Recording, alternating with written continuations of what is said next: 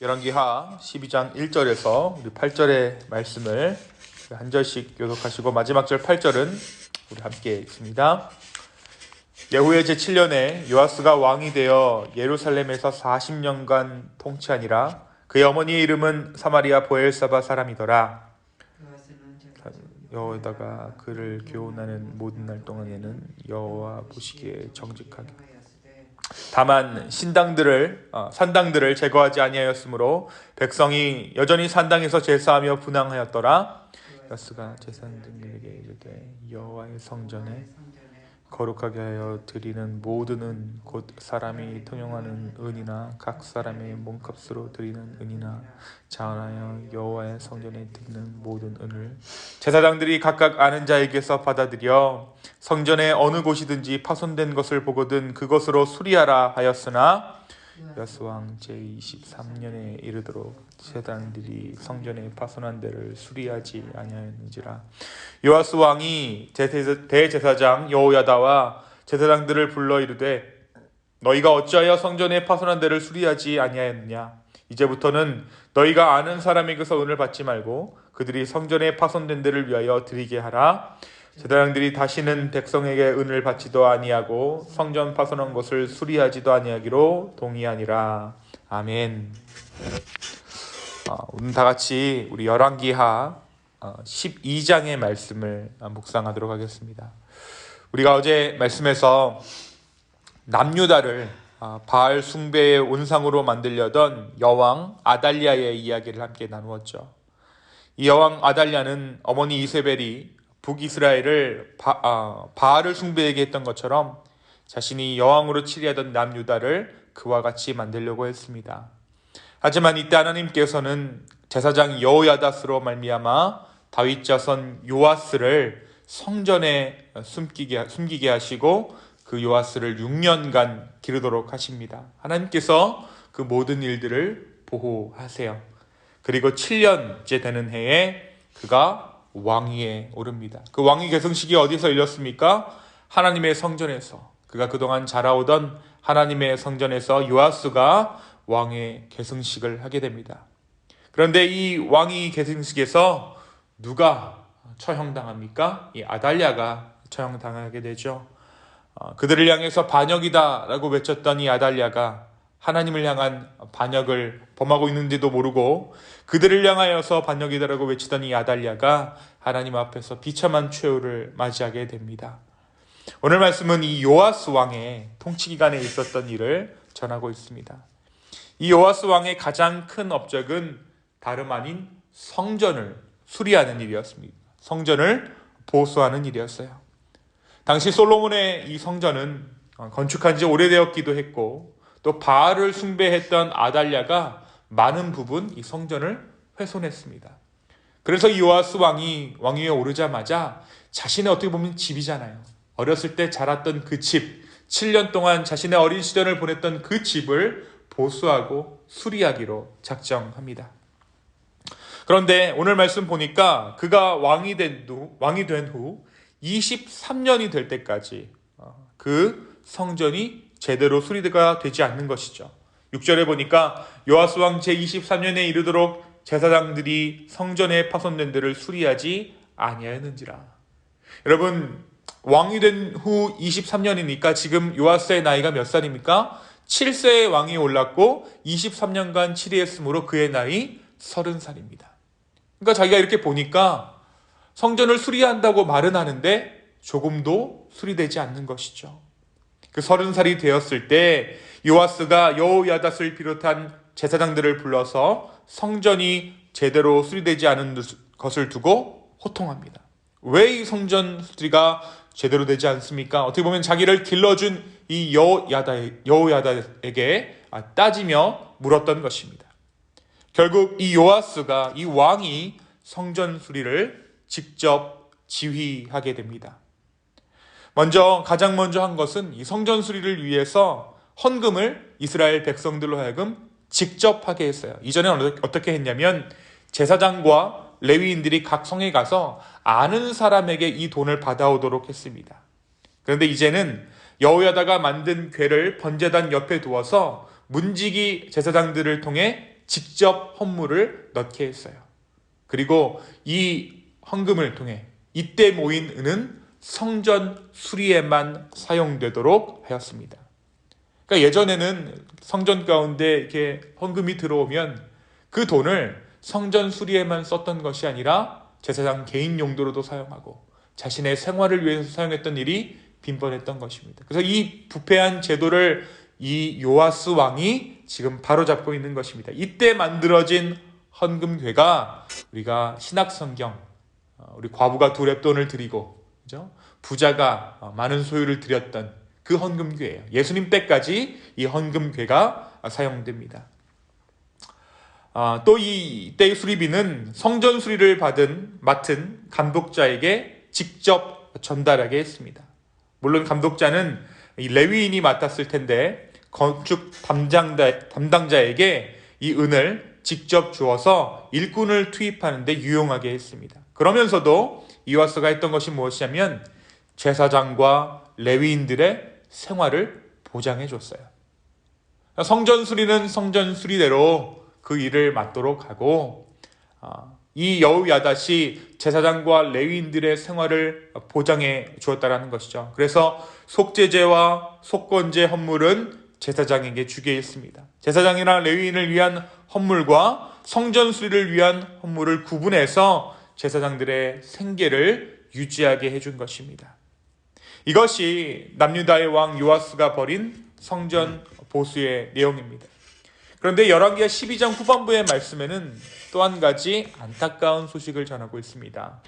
17절의 말씀에 보니까 아람 왕 하사엘이 올라와서 가드를 쳐서 점령하고 예루살렘을 향해서 올라오고자 했다.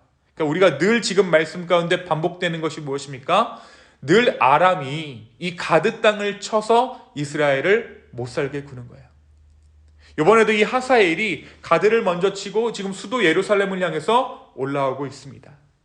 그래서 이 요아스가 어떻게 합니까? 이 성전에 있는 모든 기물들을 또 털어서 금과 은을 모아서 이 하사엘에게 바칩니다. 그래서 위기를 모면하게 되죠. 이것이 저와 여러분이 읽으신 열왕기하 12장의 내용입니다. 사랑하는 성도 여러분, 오늘 말씀이 우리에게 무엇을 말해주고 있을까요? 사실 이 제사장 여호야닷은 요아스에게 있어서는 없어서는 안 될 인물이죠. 자신을 살려줬잖아요. 영적 후견인입니다. 그를 성전에 숨겨서 6년간 보호했고, 그가 너무 어린 나이에 왕이 되었기 때문에 대신해서 나라를 다스렸던 것이 바로 이 대제사장 여호야닷이었어요. 그런데 요아스 왕이 30살이 되었을 때 요아스는 자신이 왕이 된 후로 23년간이나 성전 보수가 제대로 되지 않은 것을 두고 여호야닷을 불러서 호통합니다. 이 일은 요아스가 성인으로서 자신의 일을 시작한 첫 번째 사건이라고 볼 수 있습니다. 예수 그리스도께서 30살 공생애를 시작하셨을 때 가장 먼저 한 일이 무엇입니까? 성전을 청소한 일이었죠. 예수님께서 30살에 공생애를 시작하실 때 성전을 보수하고 성전을 청결하게 하셨던 것처럼 이 요아스 왕도 30살 되던 때에 여호야닷으로부터 독립해서 이 성전을 보수하기 시작한 것이에요. 그렇습니다. 누구에게나 신앙의 홀로서기를 결단해야 할 때가 있다는 것이에요. 여러분, 중보하고 서로 돕는 것은 언제 가능한가? 진정한 중보는 언제 가능한가? 진정 서로가 서로를 돕는 것은 언제 가능한가? 모두가 단독자로 하나님 앞에 바로 섰을 때 진정한 중보가 가능한 것입니다. 여러분, 우리가 경험해봐서 알지 않습니까? 한 사람만 계속 받기만 하면, 한 사람만 계속 주기만 하면 그것은 진정한 관계로 설 수가 없는 것이죠. 신앙의 단독자로 바로 서는 것, 이것에는 때로는 결단이 필요합니다. 저와 여러분에게도 이러한 결단이 있기를 원합니다. 신앙의 단독자로 하나님 앞에 서게 되는 우리 모두 되기를 예수 그리스도의 이름으로 축원합니다. 그런데 이 요아스 또한 끝까지 자기 신앙을 지키지 못했다는 것은 안타까운 일이죠. 오늘 말씀이 이 요아스 왕의 결정적인 한계에 대해서도 이야기하고 있어요. 2절에 보니까 뭐라고 기록하고 있습니까? 요아스는 제사장 여호야다가 그를 교훈하는 모든 날 동안에는 여호와 보시기에 정직히 행하였으되. 기한이 있었어요. 언제까지요? 여호야다가 이 요아스를 지도하던 그때. 그러니까 어떻게 보면 이 성전 보수를 기점으로 해서 요아스와 여호야닷이 지금 갈라지고 있고 분리되고 있는 것이에요. 그러니까 성전 수리는 다 해놓고 나서 요아스가 잘못된 길로 행했다라는 것을 이 2절 말씀이 지금 은연중에 보여주고 있는 것입니다. 그가 여호야닷의 생전 동안에만 하나님을 제대로 섬겼다라는 기록이죠. 게다가 이 역대기에는 이 요아스가 하나님의 말씀을 진실되이 전하는 여호야닷의 아들 스가랴를 처형하는 장면이 등장합니다. 요아스가 투명한 방법으로 성전을 보수하고 건축했지만 결국 그러한 일과 그의 신앙은 별개의 문제였다는 것이에요. 성전을 건축했던 솔로몬도, 또 오늘 말씀에서 성전을 보수했던 요아스도 모두 성전을 세웠던 자들이고 모두 성전을 보수했던 자들이지만 그들의 삶이 성전되지 못하였던 것을 우리가 발견합니다. 너무나도 큰 아이러니죠.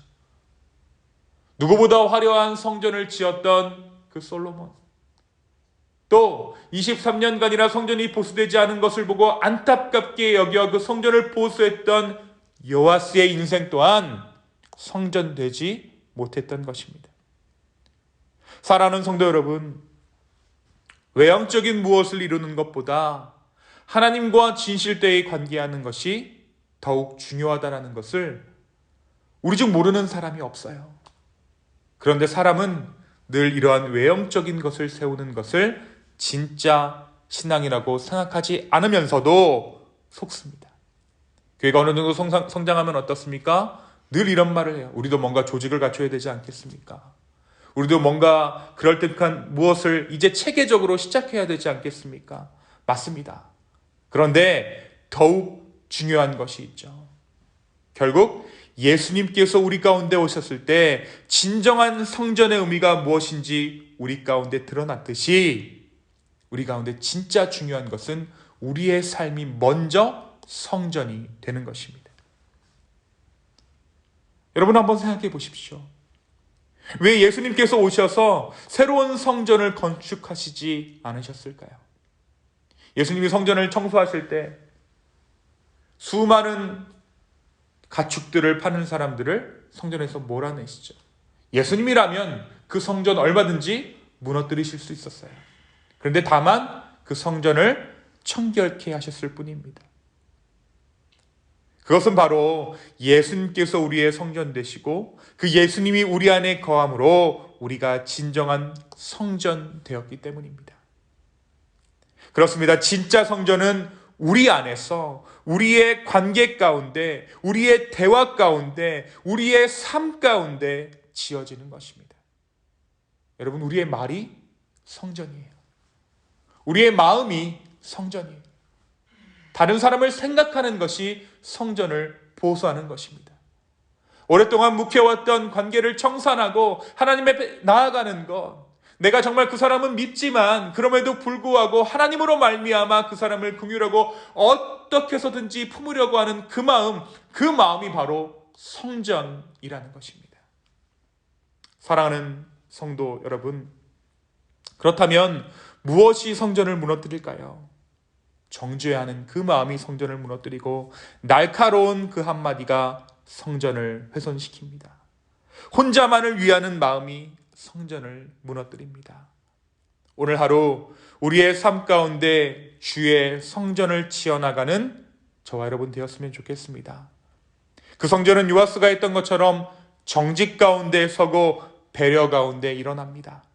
이 성전된 삶을 살아나가는 우리 모두의 오늘 하루 되기를 예수 그리스도의 이름으로 축원합니다. 이 시간 함께 기도하겠습니다.